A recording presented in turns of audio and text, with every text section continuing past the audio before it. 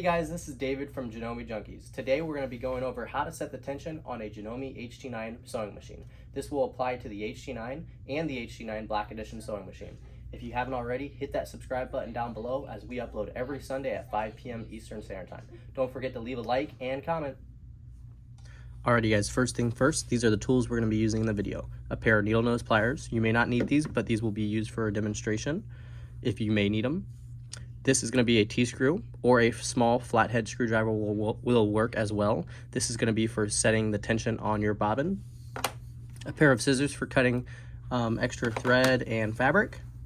And of course, my sample piece of cotton fabric that I'll be using to set my tension on this machine. I'm going to be having it folded over to 4 layers of cotton because that's what I want to set my tension for. And let's get started. Alrighty, first thing first, we're going to get our cotton folded over into 4 layers and put it underneath the foot. I'm not sure what the tension is set on right now, so let's go ahead and see what we're working with. Alrighty, it looks like the tension is set pretty good. As you can see, there is individual humps in between each stitch, front and back. So that's how you know your tension is set good. Gigi likes to call it dinosaur humps. You can see individual dinosaur humps on the stitches, so you know that your stitch quality is pretty good and your tension is set well. So now I'm going to do for demonstration purposes, I'm going to kind of mess with the tension and show you how you would adjust your tension if your tension was off, or if maybe your kid was playing with your dials and somehow really whacked up your tension. We're going to show you how to get that tension back to looking like dinosaur humps. So first thing first, we're going to go over what tension knobs do what on your fabric. So the top tension knob right here is going to control what your bottom tension looks like on your fabric.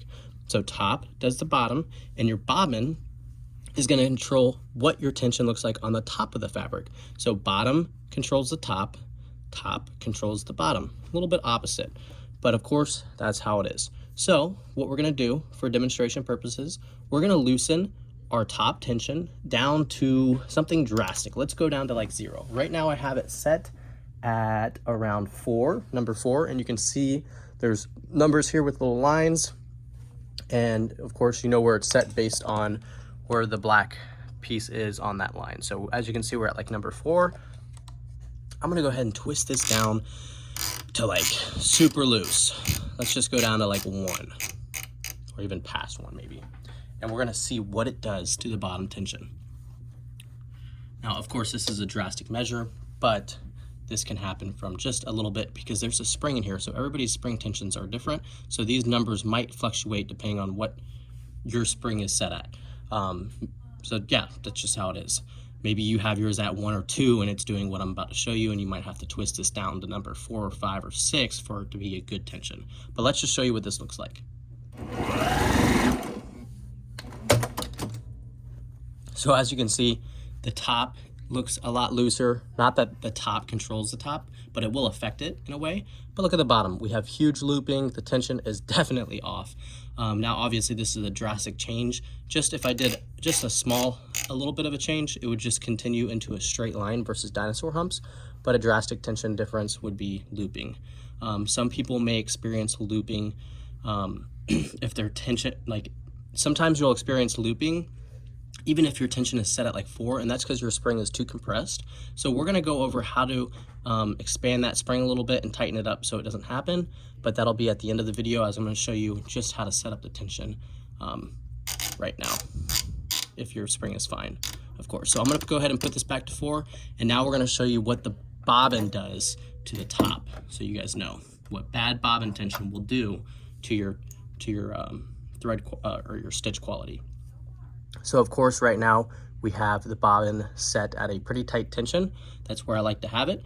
How you know how heavy the tension is basically if you pull the thread and you can jiggle your bobbin and it's not dropping down, it's pretty tight. If you jiggle it a little bit and it drops down, that's where I like to have it. Or if you jiggle it, it will drop, but it doesn't drop down just rapidly. So a really loose tension would be set like this. Let me just use my T-screw to loosen this top tension. And when you're loosening your tension, it's very crucial that you're loosening this screw right here and not the tiny one, the big one, okay? If you loosen that one, it will affect it in a negative way. So you're gonna go ahead and wanna turn this just a small amount to the left Counterclockwise. Oh, this screw is actually a little bit tight. Or actually a little bit small for this. I'm gonna need a smaller. There we go. So I'm gonna loosen this to the left drastically, guys. When you're tightening and loosening your tension on your bobbin, you're gonna be wanting to do it in small increments, because just a small increment will make a drastic difference. But for this demonstration purpose, I'm gonna rotate the whole screw maybe 1 or 2 turns, and that's gonna make a drastic demonstration video, or drastic difference in the stitch quality, so you can see. So now look, I'm pulling up on the stitch or the thread, and you can see that the bobbin staying in my hand as I'm pulling the thread, and that's how you know it's very, very loose. I'm gonna go ahead and cut this, leaving a small tag end of about 3 to 4 inches, maybe 5, putting it into the bobbin case area, or the bobbin carrier, I guess you could call it. Pushing it in until it clicks. Oh, let's see, there we go. So now it's clicked into place. I'm gonna put this back on, close that door, and we're gonna show you what the top tension will look like with bad bobbin tension.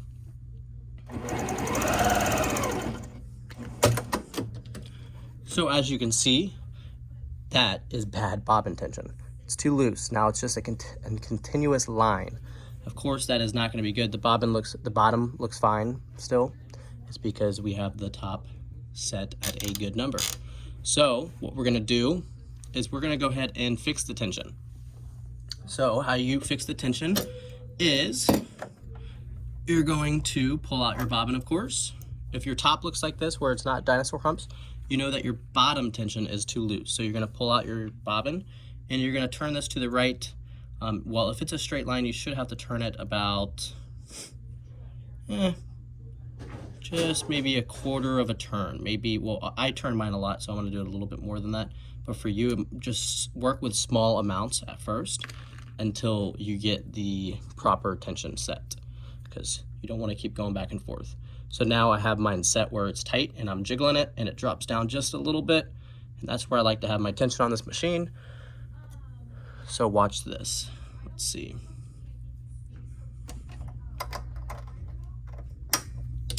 Put it right back in there. Put this plate back on.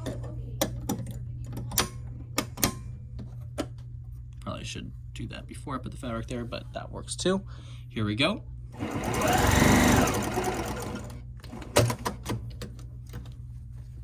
And voila, we're back to the dinosaur humps. So just adjusting your bobbin tension and making sure it is at the right tension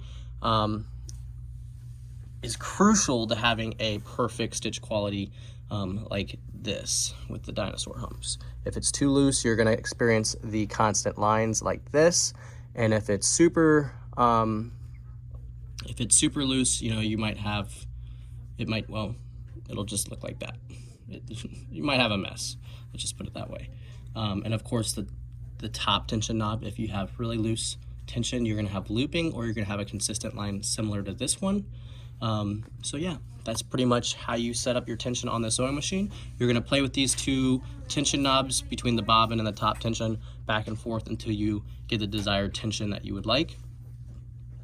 Another factor you can do is if for some reason you can't get that top tension proper and the bottom of your fabric is just continued looping, your spring in this tension knob is probably bad. And how that happens is if you have this, you know, tightened down to number 8 and compressing that spring for a long period of time, your spring might go bad, and you can fix that spring. You don't have to buy a new one. Of course, if you try fixing it, it doesn't work, you might have to buy a new one. But how to fix it, you would just take off this knob, and I'm showing you guys this, but if you are not comfortable doing this, please don't do it. But you're just gonna take off this knob right here. Whoop. The black piece is gonna fall off. Then there's gonna be a white piece that goes right here. You're gonna take that off, just like so. And then this little metal piece like this, with the bumps on the front facing you, of course. So remember that. You can always take a video of you doing this so you remember, or you can just refer back to this video. Now you're gonna take this spring off right here.